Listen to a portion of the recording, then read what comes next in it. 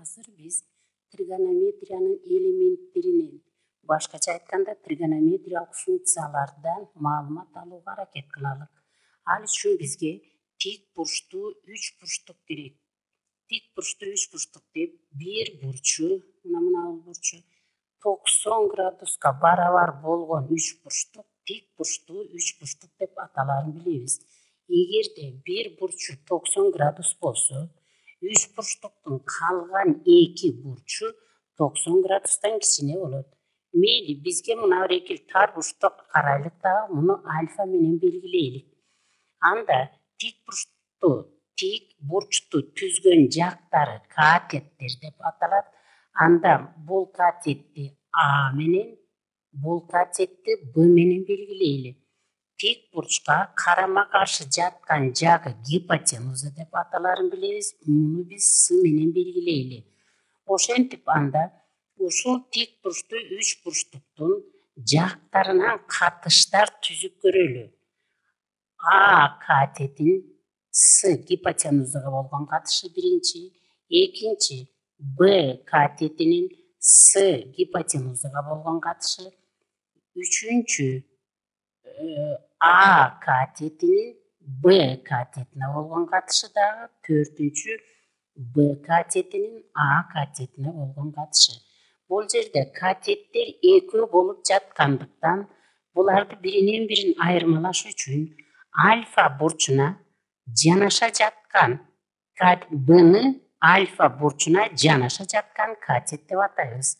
Ал эми А катети альфа бурчуна карама каршы жаткандыктан А катетин карама каршы жаткан катет деп атайбыз. Анда биринчи барабарды кандай окулат? Альфа бурчуна карама каршы жаткан катеттин гипотенузага болгон катышы деп. Ал эми экинчи барабардык болсо, альфа бурчуна жанаша жаткан катеттин гипотенузага болгон катышы. Анда үчүнчү барабардык альфа бурчуна карама каршы жаткан катеттин жанаша жаткан катетке болгон катышы. Ал эми төртүнчү барабардык болсо, альфа бурчуна жанаша жаткан катеттин бурчка карама каршы жаткан катетке болгон катышы. Бул катеттерди биз эми белгилеп коелу. Альфа бурчуна карама каршы жаткан катеттин гипотенузага болгон катышын тригонометрияда синус альфа деп аташып, мындай деп белгилейбиз. Ал эми альфа бурчуна жанаша жаткан катеттин гипотенузага болгон катышын математикада косинус деп атап, косинус альфа деп белгилейбиз. Үчүнчү, альфа бурчуна карама каршы жаткан катеттин жанаша жаткан катетке болгон катышын тангенс альфа деп белгилейбиз дагы. Ал эми тескерисинче, альфа бурчуна жанаша жаткан катеттин карама каршы жаткан катетке болгон катышын катангенс альфа деп белгилейбиз. Эми бул эсептин, бул тригонометриялык функциялардын касиеттерин оңоюраак билиш үчүн, же болбосо чыгарганга ыңгайлуу болсун үчүн биз тригонометриялык функцияларды бирдик айлана менен түшүндүрүүгө аракет кылып көрөлү. Бирдик айлана деп биз борбору координатанын башталышында жаткан, муну биз X угу дейли, ал эми бул болсо Y угу болсун, бул координатанын башталышы О. Борбору координатанын башталышында жаткан, радиусу 1ге барабар болгон айлана бирдик айлана деп аталат. А чекитинен ОА радиус болсун дейли. Демек, ОА радиустун узундугу 1ге барабар. Биз эле айттык, биз муну бирдик айлана деп айтабыз деп. Анда А чекитинен X огуна перпендикуляр түшүрсөк, муну биз Б менен белгилеп коелу. Ошентип бизде үч бурчтук ОАБ болгондо да тик бурчтуу үч бурчтугу пайда болду. Анда бул бурчту альфа менен белгилесек, анда азыр айткандай эле ОБ альфа бурчуна жанаша жаткан катет болуп калат дагы, АБ альфа бурчуна карама каршы жаткан катет болуп калат. Анда биз жогоруда айтканды ушул айланага көчүрүүгө аракет кылалык.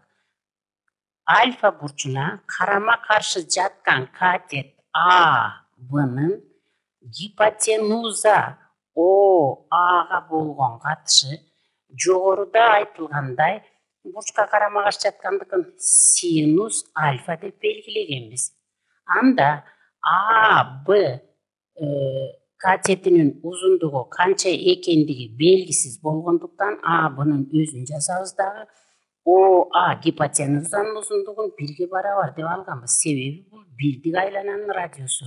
Бул синус альфага барабар болду.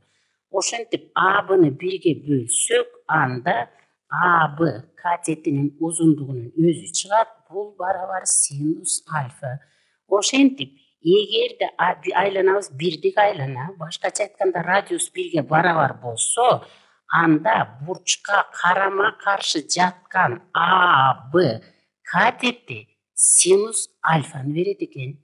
Эми тескерисинче эми башкаларды дагы ушул эмнеге которгонго аракет кылып көрөлү. Бирдик айлананын жардамы менен бурчка жанаша жаткан катет ОБнын гипотенуза ОАга болгон катышы бул косинус альфа деп аталат, жогору жакта айтылган. Анда ОБ катетинин узундугу белгисиз болгондуктан өзүн жазабыз. ОА радиус 1-ге барабар. Мына жерде айтылган болчу, себеби бул бирдик айлана. ОБ барабар косинус альфа болуп калды. Косинус альфа. ОБны 1-ге бөлгөндө ОБнын өзү чыгат, барабар косинус альфа. Көрсө бурчка жанаша жаткан катеттин узундугун биз косинус альфа деп атаптырбыз. Эми тангенс менен катангенсти дагы аныктоого карап көрөлүк. Ушу бирдик айлананын жардамы менен бурчка жанаша карама каршы жаткан катет АБнын карама каршы жаткан катет АБнын жанаша жаткан катет ОБга болгон катышын биз тангенс альфа деп атаганбыз. Анда АБ биринчи барабардыкта синус альфа болуп калгандыктан АБнын ордуна синус альфаны коебуз. Ал эми ОБ экинчи барабардыкта косинус альфаны берген. Ошондуктан мунун ордуна косинус альфаны берсек, мында тангенс альфаны алабыз. Ошентип дайыма аныктоодо синус альфанын косинус альфага болгон катышы тангенс альфага барабар болот деген эрежесин алдык. Эми катангенсти аныктайлык. Дагы эле ушул бирдик айлананын жардамы менен тар бурчка жанаша жаткан катет ОБнын карама каршы жаткан катет АБга болгон катышы жогору жакта катангенс альфа деп аталган болчу. Ошону жазалык. Эми ОБ мына эки жерде экинчи барабардыкта косинус альфаны берген. Демек косинус альфа бөлүнгөн АБ бул биринчи барабардыкта, бул синус альфаны бергендиктен анын ордуна синус альфаны жазабыз дагы, барабар катангенс альфа. Көрсө биз катангенс альфа дайыма косинус альфанын синус альфага болгон катышы деген эреже анык же болбосо эреже же аныктоо десек болот, ушундай болуп чыгат экен. Анда азыр биз үч бурчтук ОАБны алсак, бул тик бурчтуу үч бурчтукка атактуу Пифагордун теоремасын пайдалансак, катеттердин квадраттарынын суммасы катеттик гипотенузанын квадратын берерин билебиз. ОАнын квадраты. Анда ОБ экинчи барабардыкта косинусту бергендиктен ОБнын ордуна косинус квадрат альфа плюс АБ биринчи барабардыкта синусту бергендиктен анын ордуна синус квадрат альфаны жазсак барабар ОА бул радиус бирге барабар. Ошентип тригонометриянын эң биринчи жана эң маанилүү барабардыгы дейбизби, теңдештиги дейбизби, же формуласы дейбизби, мына ушинтип пайда болот экен. Эми биз тангенс альфаны биринчи мына бир жерде муну үчүнчү барабардык деп коелу. Үчүнчү барабардыкта синус менен косинустун байланышын көрсөткөн барабардыкты алдык. Эми тангенс менен котангенс кандай барабардыкта кандай байланышларын билиш үчүн бири-бирине көбөйтүп көрөлөт. Барабар тангенстин ордуна биз өзүнүн аныктоодогу мейли мындайлап сыза берейин. Тангенстин ордундагы анда аныктоодон алынган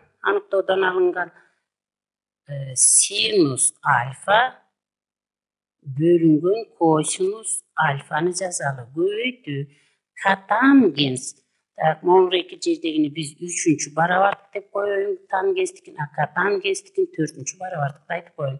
Котангенстин төртүнчү барабардыктан алынган косинус альфа бөлүнгөн синус альфаны коелу. Барабар бөлчөктү бөлчөккө көбөйтүп жатканда анда синус менен синус кыскарып, косинус менен косинус кыскарып кетет дагы, барабар бир болот.